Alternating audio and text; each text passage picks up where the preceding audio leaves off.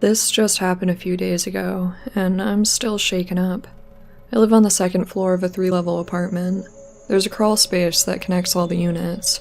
We aren't really sure why it's there, but we all store stuff in it, and no one ever goes down there, so we've always felt pretty safe. The other night, right around when the sun was setting, I was walking through my living room when I suddenly noticed a short woman on my fire escape, looking into my windows. There was still daylight out, so it was extremely bizarre that she had gotten onto our fire escape somehow. She was peering through the closest window but didn't see me yet. I crawled onto the ground, my heart racing as I watched her try to open the window.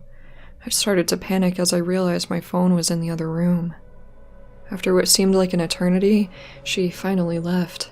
I immediately ran to my room to get my phone, texted my landlord, and called the cops. After making my frantic phone call, I went into the living room and looked out the window to see if I could find her. That's when I heard a noise coming from the ceiling. I looked up to see one of the sections of drop ceiling lifted up and 2 eyes staring at me. I grabbed the nearest thing to me, a broom, and started hitting her with it through the ceiling, and called the cops again when she crawled away. I still have no idea how she got into the crawl space so quickly. The police showed up and searched the place, and didn't find her until a few days later when she showed up on my neighbor's fire escape. The cops said she was definitely on hard drugs, and she was violent towards them. I'm just glad they found her before she got into anyone's apartment.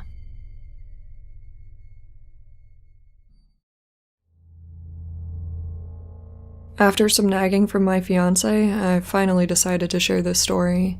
It's probably one of the scariest things that's happened to me during my 40 years on this planet. I live with my fiancé and youngest brother, who works in law enforcement in a small town outside of Las Vegas. There isn't much crime here considering how close we are to Vegas, but there is some, and we have no shortage of tweakers and a growing population of homeless folk. Last summer, I was in between jobs and spent a good deal of time in the public library or in my father's office using the Wi-Fi to browse jobs. It was around 4 in the afternoon when I returned home one day. We have a dog named Sookie, a bull terrier cattle dog mix. She's wary of strangers and can be a total terror, which makes her the perfect watchdog. It was super hot that day and I was sweating profusely, so I ran a tepid bath, turned on Spotify, grabbed a magazine, and locked myself in the bathroom. The dog was outside the bathroom door whining because she hates water but loves dropping her toys in the bath. I was mid-bath when I heard my dog lose her shit. Then I heard her run upstairs and a voice say, "Oh shit." I froze. I was naked as a jaybird. I had no weapons. My brother's lockbox with his gun was upstairs, and my dog was upstairs fighting off an intruder.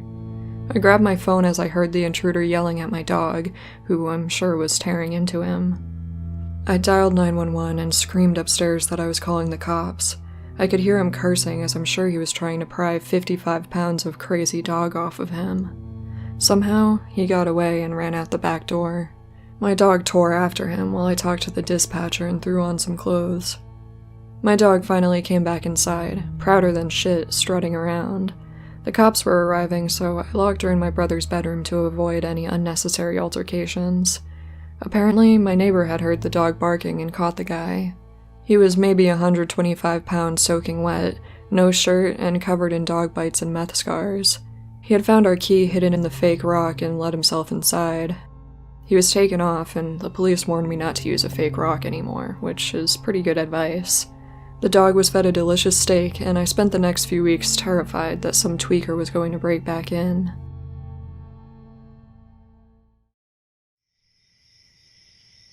I was around 7 years old, and my brother was about 10 at the time of the story.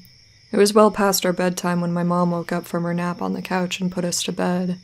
Our dad worked construction out of town back then, so it was pretty often just the 3 of us at the house for weeks at a time. My mom and brother both had a habit of waking up in the middle of the night to use the bathroom. I only knew this because I was a light sleeper, and they always flushed with the door wide open. This night, however, my brother stopped on the way to his room before heading to bed. "I'm gonna try to pee before I go to bed.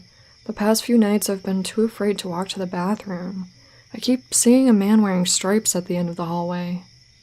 I don't know if my mom wrote this off as my brother trying to scare me with a ghost story, or if she was just too tired to catch it, but she didn't react at all to my brother's statement about the man in stripes. I, on the other hand, was terrified by it. The fear of seeing a ghost like that at the end of the hallway or through the window was the reason I would always run to my bedroom from the stairs at night. Years later, when I was around 18, my mom and I were talking in our car about a dog we used to have when I was little.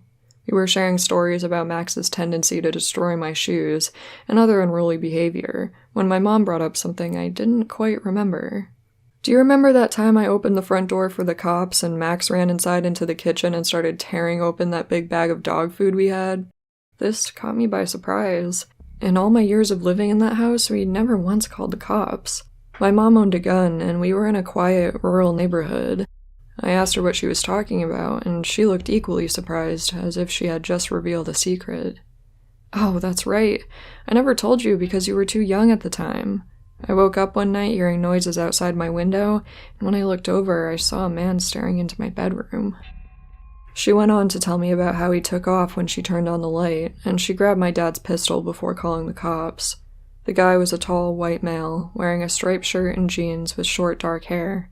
Apparently, he matched the description of a man they were looking for in the area who had escaped from jail on a murder charge. It wasn't until a few years ago that I finally pieced together that my brother had unknowingly warned us about a murderer who had spent multiple nights in our home.